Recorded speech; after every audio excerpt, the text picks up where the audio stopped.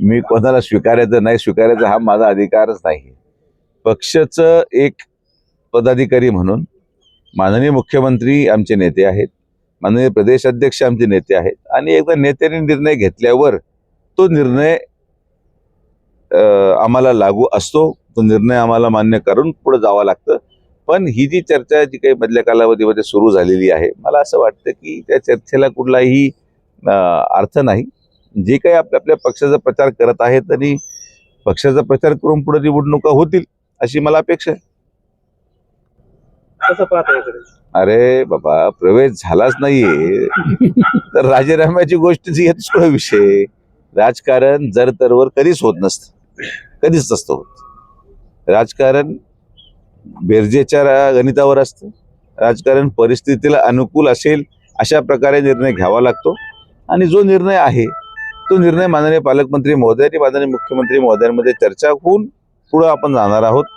जो काही निर्णय होईल तो कार्यकर्त्यांच्या मनाच्या इच्छा आणि त्यांच्या आकांक्षा ग्राह्य धरून केला जाईल. कोणीही अशा प्रकारे राजीनामा सत्र किंवा काही करायची आवश्यकताच पडणार नाही. असंच खेळत ही निवडणूक पार पडेल अशी एवढी खात्री मी तुम्हाला देऊ शकतो. माझा जन्म फक्त नगर मनमाड करायला झालेला आहे. त्यामुळे मी राहुरी पुरतं नगर मनमाड करायपुरतं मी राहुरीत आहे. मला या मधल्या कालावधीमध्ये लोकसभेनंतर ही गोष्ट प्रखरतेने जाणवली की पदावर असण्यापेक्षा मी पदावर नसलेलं जास्त चांगलं काम करू शकतो आणि त्याचं मला अनुभवही आलेत आणि मला लोकांमध्ये राहता येतं. खासदार झाल्यावर दिल्लीमध्ये पूर्ण वेळ जायचा, लोकांशी संपर्क नसायचा आणि त्यामुळे जी काही नाराजी झाली ती दुर्दैवाने मी काढू शकलो नाही. पण आज मी कुठल्या पदावर नसल्यामुळे लोकांना सोपं भेटू शकतो आणि लोकांना परत आज मला भेटायची संधी मिळाल्यामुळे लोकांच्या मनामध्ये परत तीच भावना मला जाणवते जी मी 2019ला पाहिली होती.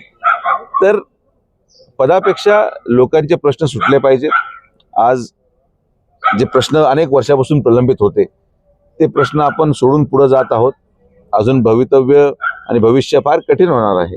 हे युद्धाचे परिणाम आज समाजावर, शेतकऱ्यांवर, सामान्य माणसावर किती होतील याचं आपण आकलन करू शकत नाही. तर काळ अस्थिर होत चाललाय आणि जसं जसं भविष्य येईल तसं पाहू आपण. पण विधानसभेच्या बाबतीत मी तुम्हाला अवश्य सांगू शकतो की लोकांच्या मनामध्ये भावना जरी असली तरी सुद्धा भावनेपेक्षा संघटना, भावनेपेक्षा मुख्यमंत्री महोदयांच्या मनात काय आहे हे तेवढंच गरजेचं आहे. मुख्यमंत्री जसा आदेश करतील त्या आदेशाचं पालन आम्ही करणार.